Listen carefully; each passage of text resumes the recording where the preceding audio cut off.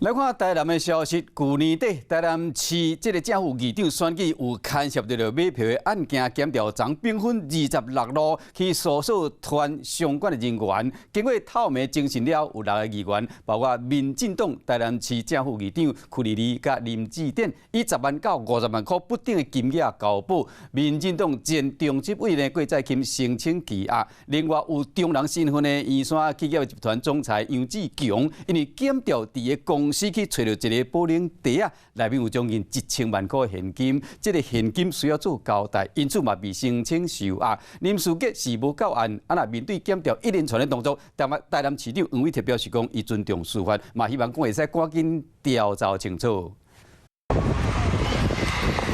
检调查台南市政府议长选举贿选案透明侦讯了，议长屈丽丽50万交保，但一名亲戚朋友出现，无愿意给讲。经检察官讯问后，将郭姓及杨姓被告当庭逮捕，向法院申请羁押禁见，议长则交保50万元。台南市政府议长选举选前都有真侪传闻，检调长兵分26路大规模搜索，带真侪人侦讯。今日开始，结果嘛出啊！政府议长屈丽丽、林志典透早交保，走票3位国民党议员和无党籍议员黄丽昭分别以10万到25万交保。不过，民进党前中执委郭在钦和圆山企业总裁杨志强拢互申请羁押，因为检调伫杨志强的公司查到一个保龄袋啊，内底有将近1000万的现金，敢是贿选的钱，爱进一步了解。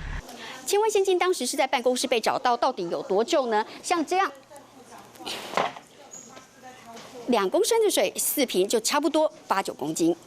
我们尊重那个检调的调查，勿忘勿重。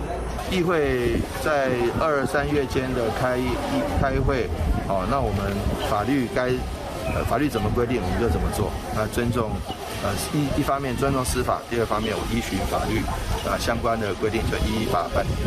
选后过1年，检调人员大动作搜索侦讯，但市长黄伟哲嘛表示尊重司法，嘛希望会当赶紧了解真相，予市民一个交代。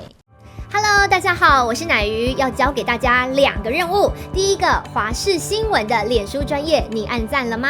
还有华视新闻的 YouTube 频道，赶紧订阅起来，还要记得按赞，开启小铃铛哦。